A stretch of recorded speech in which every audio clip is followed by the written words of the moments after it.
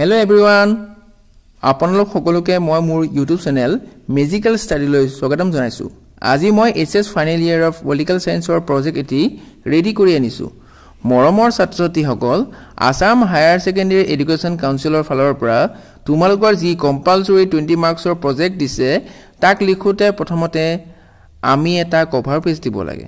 Cover পেজৰ sample copy তোমালোকে এই ভিডিওৰ ডেসক্ৰিপচনত পাই যাবা।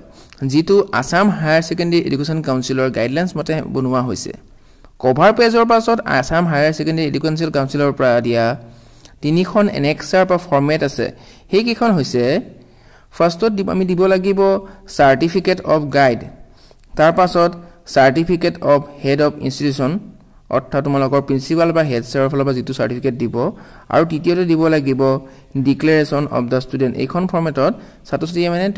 তোমালোকে নিজে এটা ডিক্লেৰেশ্যন দিব লাগে এই প্ৰজেক্টৰ সন্দৰ্ভত। এই তিনিখন ফৰমেটত থকা বা বিচৰা তথ্যখিনি কেনেদৰে আমি ফিল আপ কৰিব লাগিব সেই বিষয়ে ইতিমধ্যে মই মোৰ আগৰ ভিডিঅ'টোত সহজভাৱে ব্যাখ্যা কৰিছো। আজিৰ ভিডিঅ'ৰ ডেসক্ৰিপচনত সেই ভিডিঅ'টোৰ লিংক দিয়া আছে,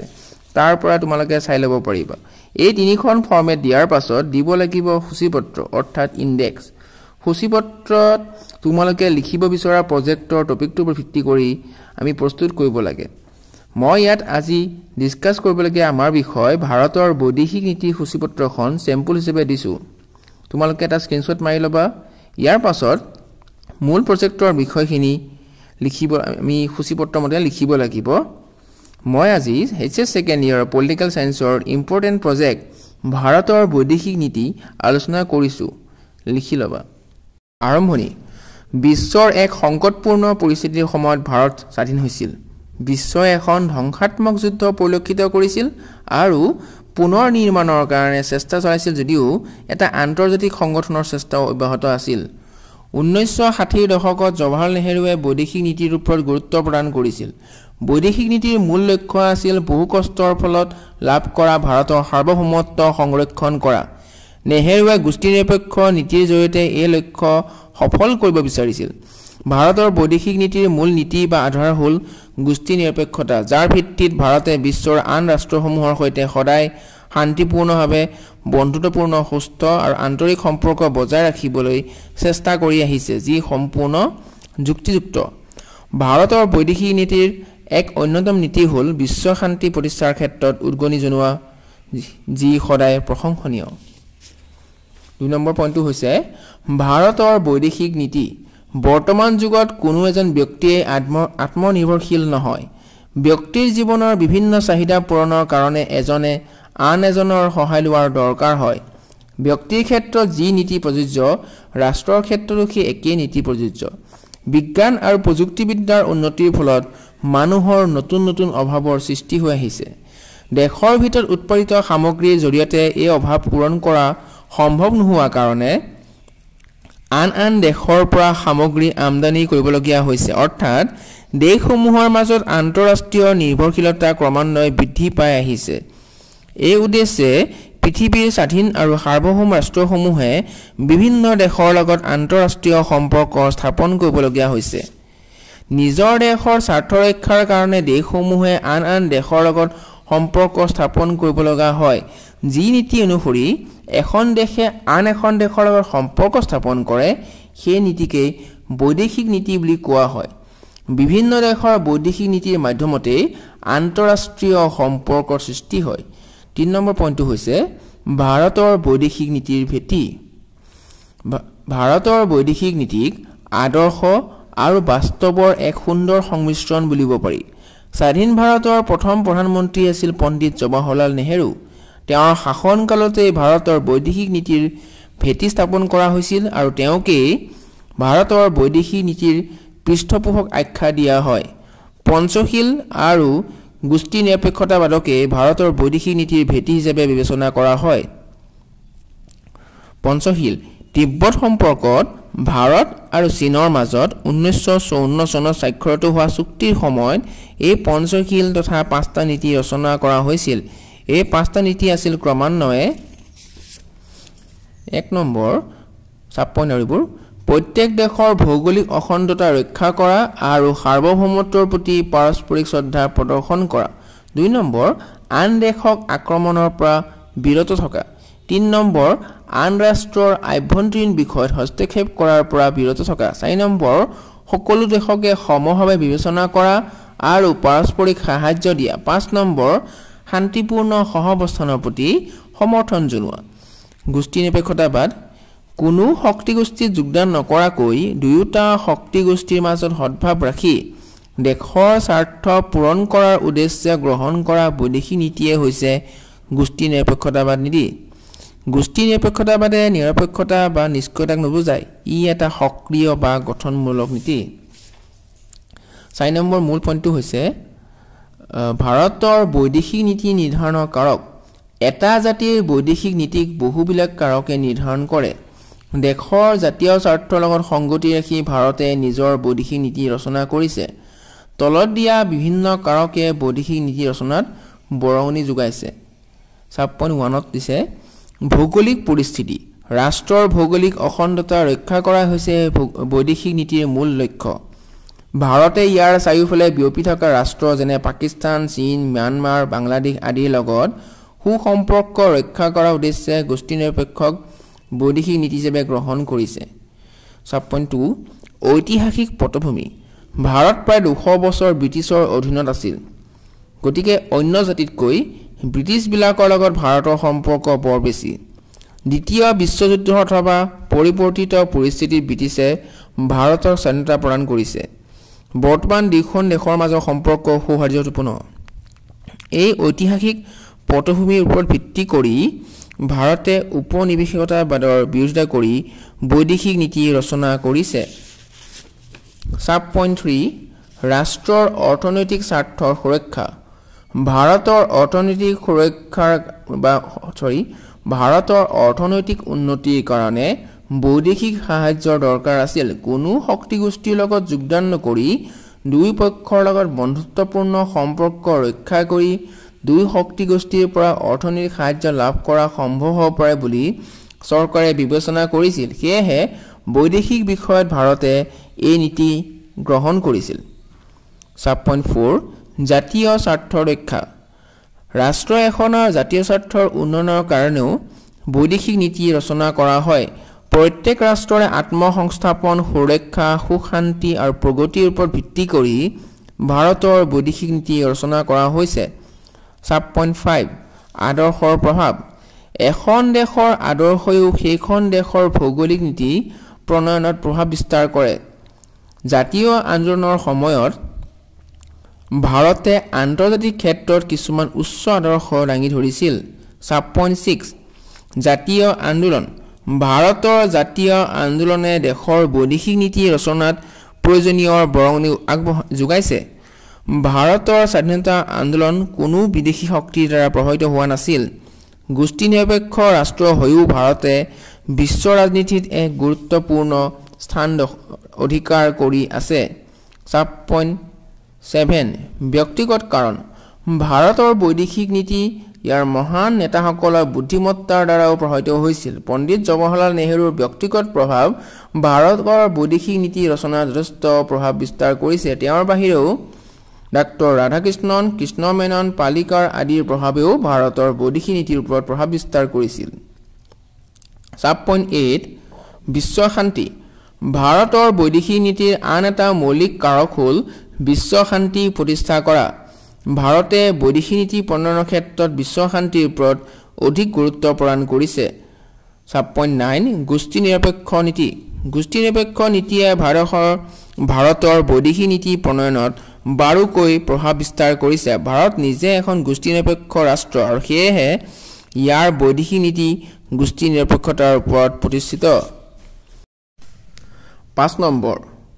বা মেইন পইণ্ট 5 ভাৰতৰ বৈদেশিক নীতিৰ মূল নীতি ভাৰতৰ বৈদেশিক নীতিৰ মূল বৈশিষ্ট্য বা নীতিসমূহ তলত আলোচনা কৰা হ'ল 7.1 গোষ্ঠী নিৰপেক্ষ গোষ্ঠী নিৰপেক্ষতা ভাৰতৰ বৈদেশিক নীতিৰ অন্যতম বৈশিষ্ট্য গোষ্ঠী নিৰপেক্ষতাই ৰাষ্ট্ৰসমূহৰ সাম্ৰাজ্যবাদ উপনিৱেশিকতাবাদ বৰ্ণ বৈষম্যতা আৰু বৃহৎ শক্তি গোষ্ঠীৰ নিয়ন্ত্ৰণৰ পৰা মুক্ত হ'বলৈ কৰা শান্তিপূৰ্ণ প্ৰচেষ্টাৰ পোষকতা কৰে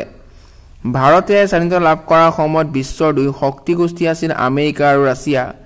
এই দুখন ৰাষ্ট্ৰ বিশ্বৰ দুই বৃহৎ শক্তিৰূপে পৰিচিত হৈ আহিছে বহুবিলাক দেশে এই দুই শক্তিৰ যিকোনো এটাৰ সৈতে মিত্ৰ গোষ্ঠী গঠন কৰিছিল ভাৰতৰ প্ৰধানমন্ত্ৰী জৱাহৰলাল নেহৰুৱে কোনো এটা গোষ্ঠীতে যোগদান কৰাৰ পৰা বিৰত থাকে নেহৰুৱে অনুভৱ কৰিছিল যে ভাৰতে বিশ্বত যুদ্ধ আৰু অশান্তিপূৰ্ণ পৰিৱেশৰ পৰা অন্ত পেলোৱাৰ ক্ষেত্ৰত বলিষ্ঠ পদক্ষেপ গ্ৰহণ কৰাৰ প্ৰয়োজনীয়তা আছে সেয়ে ভাৰতে বিশ্বৰ সকলো ৰাষ্ট্ৰ আৰু গোষ্ঠীৰ সৈতে সম্ভাৱপূৰ্ণ সম্পৰ্ক ৰক্ষা কৰিবৰ কাৰণে গোষ্ঠী নিৰপেক্ষতা নীতি ঘোষণা কৰে 7.2 উপনিৱেশিকতাবাদ আৰু সাম্ৰাজ্যবাদ বিৰোধী উপনিৱেশিকতাবাদ আৰু সাম্ৰাজ্যবাদৰ বিৰোধিতা আৰু স্বাধীনতা আন্দোলনৰ প্ৰতি সমৰ্থন ভাৰতৰ বৈদেশিক নীতিৰ আন এটা উল্লেখযোগ্য বৈশিষ্ট্য ভাৰতে সাম্ৰাজ্যবাদক বিশ্ব শান্তিৰ পৰিপন্থী বুলি অভিহিত কৰিছিল কাৰণ ই যুদ্ধক প্ৰশ্ৰয় দিয়ে সেয়ে ভাৰতে বিভিন্ন দেশ পৰিভ্ৰমণ কৰি ৰাষ্ট্ৰসংঘত নিজৰ বক্তব্য দাঙি ধৰি সাম্ৰাজ্যবাদৰ হাতুৰাৰ পৰা দেশবোৰক ৰক্ষণাবেক্ষণ দিয়াৰ পৰামৰ্শ আগবঢ়াইছিল এছিয়া আফ্ৰিকাৰ পৰাধীন দেশৰ স্বাধীনতা আন্দোলনৰ প্ৰতি ভাৰতে সমৰ্থন জনাইছিল 7.3 বৰ্ণ বৈষম্য নীতিৰ বিৰোধিতা বৰ্ণ বৈষম্যবাদৰ বিৰোধিতা কৰাটো ভাৰতৰ বৈদেশিক নীতিৰ আন এটা বৈশিষ্ট্য দক্ষিণ আফ্ৰিকাত প্ৰচলন কৰা এই নীতিৰ ভাৰতে দুঘূৰ বিৰোধিতা কৰে দক্ষিণ আফ্ৰিকাৰ শ্বেতবৰ্ণ লোকসকলে কৃষ্ণবৰ্ণ লোকসকলক ভাল ব্যৱহাৰ কৰা নাছিল বৰ্ণ বৈষম্য নীতিৰ প্ৰতিবাদ স্বৰূপে ভাৰতে দক্ষিণ আফ্ৰিকাত থকা হাইক মিছনৰ কাৰ্যালয় 1954 চনত তুলি আনিছিল জাতিৰ ভিত্তিত থকা এই বৈষম্যৰ ভাৰতে সদায় বিৰোধিতা কৰি আহিছে 7.4 শান্তিপূৰ্ণ সহাৱস্থান নীতিত বিশ্বাসী ভাৰতৰ বৈদেশিক নীতিৰ আন এটা বৈশিষ্ট্য ভাৰতে সদায় বিশ্বৰ আন ৰাষ্ট্ৰৰ লগত বন্ধুত্বপূৰ্ণ সম্পৰ্ক ৰক্ষা কৰি আহিছে পঞ্চশীল নীতিৰ জৰিয়তে এছিয়াৰ দেশসমূহৰ লগতে নহয় বিশ্বৰ অন্যান্য দেশৰ লগতো সম্পৰ্ক স্থাপন কৰিছে 7.5 এছিয়া আৰু আফ্ৰিকাৰ দেশসমূহৰ মাজত সম্পৰ্ক এছিয়া আৰু আফ্ৰিকাৰ দেশসমূহৰ মাজত সহযোগিতাৰ সৃষ্টি কৰাই হৈছে ভাৰতৰ বৈদেশিক নীতিৰ আন এটা লক্ষ্য এই দেশসমূহৰ মাজত অৰ্থনৈতিক আৰু ৰাজনৈতিক সম্পৰ্ক বৃদ্ধিৰ জৰিয়তে এনে বাতাবৰণৰ সৃষ্টি কৰিব বিচাৰিছে যাতে এছিয়া আফ্ৰিকাৰ পৰাধীন জাতিবিলাকক স্বাধীন কৰিব পাৰি 7.6 ৰাষ্ট্ৰসংঘৰ ওপৰত বিশ্বাস ভাৰতৰ বৈদেশিক নীতিৰ আন এটা বৈশিষ্ট্য আন্তৰ্জাতিক সমস্যা ৰাষ্ট্ৰসংঘৰ জৰিয়তে শান্তিপূৰ্ণভাৱে আলোচনাৰ জৰিয়তে মীমাংসা কৰা নীতিক ভাৰতে সমৰ্থন কৰে বিভিন্ন সময়ত বিভিন্ন সমস্যাৰ বিষয়ত ভাৰতে ৰাষ্ট্ৰসংঘৰ ওপৰত আস্থা প্ৰকাশ কৰি আহিছে আৰু ৰাষ্ট্ৰসংঘই দিয়া দায়িত্ব ভাৰতে পালন কৰি আহিছে Point number 6 ভাৰতৰ বৈদেশিক নীতিত জৱাহৰলাল নেহৰুৰ ভূমিকা জৱাহৰলাল নেহৰু আছিল স্বাধীন ভাৰতৰ প্ৰথম প্ৰধানমন্ত্ৰী হিচাপে তেওঁ জাতীয় কাৰ্যবলিকা প্ৰস্তুত কৰোঁতে বিশেষ গুৰুত্বপূৰ্ণ ভূমিকা পালন কৰিছিল তেওঁ নিজে নিজৰ বৈদেশিক মন্ত্ৰী আছিল এইদৰে তেওঁ নিজৰ প্ৰধানমন্ত্ৰী আৰু বৈদেশিক মন্ত্ৰী হিচাপে 1946 চনৰ পৰা 1964 চনলৈ বৈদেশিক নীতি ৰচনা আৰু কাৰ্যকৰী কৰাৰ ক্ষেত্ৰত যথেষ্ট গুৰুত্বপূৰ্ণ ভূমিকা গ্ৰহণ কৰিছিল নেহৰুৰ বৈদেশিক নীতিৰ তিনিটা মূল উদ্দেশ্য হ'ল ক কঠোৰ শ্ৰম কৰি উপাৰ্জন কৰা সাৰ্বভৌমত্ব ৰক্ষা কৰা খ দেশৰ অখণ্ডতা ৰক্ষা কৰা গ দ্ৰুতগতিত অৰ্থনৈতিক উন্নয়ন লাভ কৰা গোষ্ঠী নিৰপেক্ষ নীতি অনুসৰণ কৰি তেওঁ এই উদ্দেশ্য সাধন কৰিব বিচাৰিছিল Point number 7 ভাৰতৰ বৈদেশিক নীতিত দুয়োটা শিবিৰৰ পৰা দূৰত্ব স্বাধীন ভাৰতৰ বৈদেশিক নীতিয়ে শান্তিপূৰ্ণ বিশ্ব প্ৰতিষ্ঠাৰ উদ্দেশ্যে গোষ্ঠী নিৰপেক্ষ নীতি অৱলম্বন কৰিছিল শীতযুদ্ধৰ উত্তেজনা হ্ৰাস কৰি ৰাষ্ট্ৰসংঘৰ শান্তিৰক্ষী বাহিনীলৈ মানৱ সম্পদৰ বৰঙণি প্ৰদান ইয়াৰ উদ্দেশ্য এইটোৱে সেই সময়ত আমেৰিকা আৰু সোভিয়েট ৰাছিয়াৰ সামৰিক গোটৰ দুয়োটাৰ পৰা আঁতৰত ভাৰতে অৱস্থান কৰিছিল শীতল যুদ্ধ চলি থকা সময়তে আমেৰিকাৰ পৃষ্ঠপোষকতাত নাটো আৰু ৰাছিয়াৰ পৃষ্ঠপোষকতাত ৱাৰ্ছ চুক্তি সম্পাদন কৰা হৈছিল ভাৰতে সেই সময়ত গোষ্ঠী নিৰপেক্ষ বৈদেশিক নীতিক আদৰ্শ বৈদেশিক নীতি বুলি অভিহিত কৰিছে এইটো সমতা ৰক্ষাৰ কাৰণে অৱশ্যে কঠোৰ ব্যৱস্থা 1956 চনত অৰ্থাৎ 1956ত ব্ৰিটেনে সুয়েজ খান লৈ ইজিপ্তক আক্ৰমণ কৰা কাৰ্যক ভাৰতে নব্য উপনিৱেশ অভিযান বুলি বিশ্বক প্ৰতিবাদমুখী কৰি তুলিছিল কিন্তু সেই বছৰত যেতিয়া ৰাছিয়াই হাংগেৰী আক্ৰমণ কৰে তেতিয়া ভাৰতে জনসাধাৰণৰ গৰিহণাত কিন্তু যোগদান কৰা নাছিল বিশ্ব পৰিস্থিতিটো ভাৰতে আন্তৰ্জাতিক বিভিন্ন বিষয়ত স্বাধীন মনোভাৱ পোষণ কৰি আহিছিল আৰু দুয়োটা শিবিৰৰ পৰা অনুদান আৰু সহায় লাভ কৰিবলৈ সমৰ্থ হৈছিল মেইন পইণ্ট 8 চীন দেশৰ লগত শান্তি আৰু সংঘাত স্বাধীন ভাৰতৰ চীন গণৰাজ্যৰ লগত বন্ধুত্বপূৰ্ণ সম্পৰ্ক গঢ়ি উঠিছিল 1949 চনত চীন বিদ্ৰোহৰ পিছত সাম্যবাদী চৰকাৰক প্ৰথম ভাৰতে অনুমোদন জনায় নেহেৰুৱে বাৰুকৈ অনুভৱ কৰিছিল যে আমাৰ ওচৰ চুবুৰীয়া দেশ এখন পশ্চিমীয়া আধিপত্যৰ পৰা ওলাই আহিবলৈ সক্ষম হৈছে আৰু এই নতুন দেশখনক আন্তৰ্জাতিক ক্ষেত্ৰত সহায় কৰা উচিত তেওঁৰ কোনো সহকৰ্মী বিশেষকৈ ছাৰ বল্লভভাই পেটেলে ভৱিষ্যতে চীনে ভাৰতৰ লগত সংঘাতৰ সৃষ্টি কৰিব পাৰে বুলি সন্দেহ প্ৰকাশ কৰিছিল কিন্তু নেহেৰুৱে চীনে ভাৰত আক্ৰমণ কৰিব পাৰে বুলি কোনোমতে ভাবি পৰা নাছিল কাৰণ বহু বছৰ ধৰি চীনৰ সীমান্তক সামৰিক বাহিনীৰ পৰিৱৰ্তে অৰ্ধ সামৰিক বাহিনীৰ দ্বাৰা পহৰা দি ৰখা হৈছিল ভাৰতৰ প্ৰধানমন্ত্ৰী নেহেৰু আৰু চীনৰ প্ৰধানমন্ত্ৰী চৌ এন লাইৰ মাজত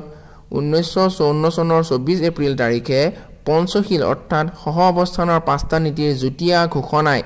ভাৰত আৰু চীনৰ দুয়োখন দেশৰ মাজত সুসম্পৰ্ক স্থাপনৰ এক দৃঢ় পদক্ষেপ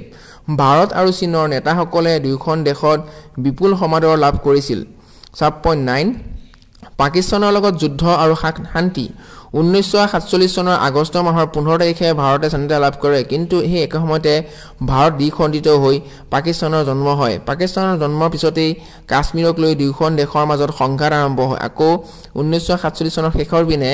ভাৰত আৰু পাকিস্তানৰ সেনাৰ মাজত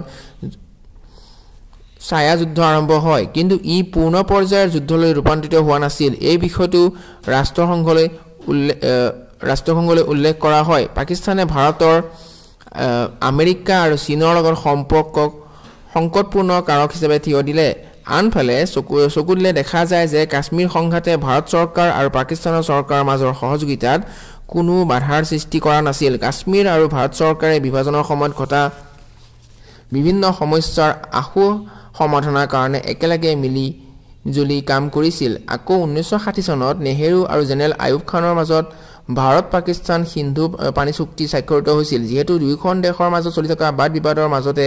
এই চুক্তি সুকলমে সমাপন হৈছিল 1965 চনত এক সংঘাতপূৰ্ণ সহস্ৰ যুদ্ধ দুয়োখন দেশৰ মাজত সংঘটিত হৈছিল সেই সময়ত ভাৰতৰ প্ৰধানমন্ত্ৰী আছিল লাল বাহাদুৰ শাস্ত্ৰী 1965 চনৰ এপ্ৰিল মাহত পাকিস্তানে গুজৰাটৰ ৰাণ আৰু কচ্ছ অঞ্চল আক্ৰমণ কৰে সেই বছৰৰ আগষ্ট ছেপ্টেম্বৰ মাহত জম্মু আৰু কাশ্মীৰ আৰু বেছিভাৱে আক্ৰমণকাৰী ৰূপত অৱতীৰ্ণ হয় পাকিস্তানী শাসকে তাত স্থানীয় বাসিন্দাসকলৰ পৰা সহায় সহযোগ পাম বুলি আশা কৰিছিল যদিও সফল নহল সেয়েহে ৰাষ্ট্ৰসংঘৰ হস্তক্ষেপত যুঁজৰ অন্ত পৰে ইয়াৰ পাছত ভাৰতৰ প্ৰধানমন্ত্ৰী লাল বাহাদুৰ শাস্ত্ৰী আৰু পাকিস্তানৰ জেনেৰেল আয়ুব খানৰ মাজত সোভিয়েট ৰাছিয়াৰ মধ্যস্থতাত 1966 অৰ্থাৎ 1966 জানুৱাৰী মাহত তাছকান চুক্তি স্বাক্ষৰিত হয় পইণ্ট নম্বৰ 10 ভাৰতৰ লগত গভীৰ সম্পৰ্ক থকা কিছুমান ৰাষ্ট্ৰসমূহ ভাৰতৰ লগত চীন ৰাছিয়া আৰু পাকিস্তানৰ লগত থকা সম্পৰ্কসমূহ আলোচনা কৰা হ'ল ভাৰতৰ লগত চীনৰ সম্পৰ্ক পইণ্ট 1 ভাৰতবৰ্ষই স্বাধীনতা লাভ কৰাৰ পাছত আশা কৰা হৈছিল দুয়োখন দেশে মিলিজুলি তৃতীয় বিশ্বৰ তথা এছিয়াৰ ভৱিষ্যত নিৰ্ণয় কৰিব হিন্দী চীনা ভাই ভাই স্লোগানে এক আশাপ্ৰত ভৱিষ্যতৰ ইংগিত দিছিল কিন্তু এই আশা বেছি দিনৰ নাছিল কিয়নো অৰুণাচল প্ৰদেশ লাডাখৰ আকছাই চীন আৰু তিব্বতক লৈ 1962 চনত ভাৰত আৰু চীনৰ মাজত এক ভয়াৱহ যুদ্ধ সংঘটিত হয় এই যুদ্ধত পিছ হুকি আহিবলগীয়া হয় আৰু এনে কাৰ্যই কিছুদিনৰ বাবে ভাৰত চীনৰ সম্পৰ্কত নেতিবাচক প্ৰভাৱ পেলায় 7.2 1970 চনৰ দশকত দুয়োখন দেশে নিজৰ দৃষ্টিভংগী সলনি কৰে আৰু সীমা বিবাদ নিষ্পত্তিৰ লক্ষ্যৰে 1981 চনত কেইবাখনো আলোচনা অনুষ্ঠিত কৰা হয় 7.3 1988 চনত অৰ্থাৎ 1988 চনত ভাৰতবৰ্ষৰ প্ৰধানমন্ত্ৰী ৰাজীৱ গান্ধীয়ে চীন ভ্ৰমণ কৰা দুয়োখন দেশৰ নেতৃত্বই যুদ্ধৰ পৰিস্থিতি বাদ দি শান্তি আৰু বন্ধুত্বৰ বাৰ্তা বজাই ৰাখিব বুলি প্ৰতিজ্ঞাবদ্ধ হয় 7.4 1999 চনৰ পৰা ভাৰত আৰু চীনৰ মাজৰ বাণিজ্য বছৰি 30% হাৰত বৃদ্ধি পাব ধৰিছে এনে কাৰ্যৰ পৰা অনুমান কৰিব পাৰি সময়ৰ লগে লগে সময়ৰ লগে লগে চীন ভাৰতৰ মাজৰ বাণিজ্য দিনক দিনে বৃদ্ধি পাব ধৰিছে বিশ্ব বাণিজ্য সংস্থাৰ আন্তৰ্জাতিক মঞ্চত চীন ভাৰতৰ পৰিকল্পনাই এক উল্লেখযোগ্য স্থিতি গ্ৰহণ কৰে ভাৰতৰ লগত ৰাছিয়াৰ মাজৰ সম্পৰ্ক 7.1 ৰাছিয়া আৰু ভাৰতে আন্তৰ্জাতিক বিশ্ব নীতিক আন্তঃৰাষ্ট্ৰীয় বিশ্বৰ নীতিক সমৰ্থন কৰে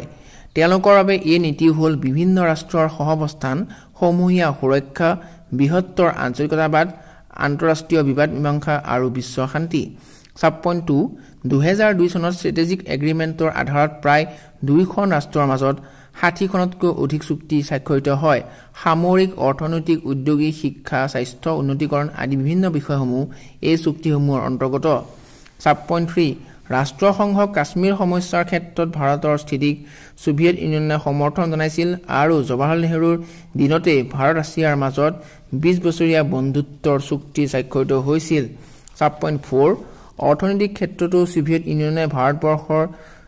চৰকাৰী কোম্পানীৰ ক্ষেত্ৰত এনেকুৱা সময়ত সাহায্য আগবঢ়াইছিল যি সাহায্য অন্য দেশৰ পৰা লাভ কৰাটো অতি কঠিন আছিল সোভিয়েট ইউনিয়নে ব্যৱসায়ৰ কাৰণে ভাৰতীয় মুদ্ৰা টকা গ্ৰহণ কৰিছিল যেতিয়া ভাৰতৰ বৈদেশিক মুদ্ৰা কম আছিল ভাৰতৰ লগত পাকিস্তানৰ সম্পৰ্ক 7.1 ভাৰত পাকিস্তানৰ সম্পৰ্ক সদায় উত্তেজনাপূৰ্ণ হৈ থকাটো ৰাজনীতি কৰা আৰু শাসনত থকা ৰাজনেতাসকলে বিচাৰে 7.2 বিদেশত থকা ভাৰত আৰু পাকিস্তানৰ লোকসকলৰ মাজৰ সম্পৰ্ক সাধাৰণতে সদায় বন্ধুত্বপূৰ্ণ হয় যদিও ভাৰত আৰু পাকিস্তানৰ মাজত সংঘাতৰ অনেক কাৰণো আছে 7.3 ভাৰত আৰু পাকিস্তানৰ মাজৰ সংঘৰ্ষৰ দীৰ্ঘদিনীয়া ইতিহাস আছে যাৰ বিশেষত্ব হৈছে যুদ্ধ সন্ত্ৰাসবাদ আৰু সীমান্তৰ উত্তেজনা এই সংঘৰ্ষৰ ঘাইশিপা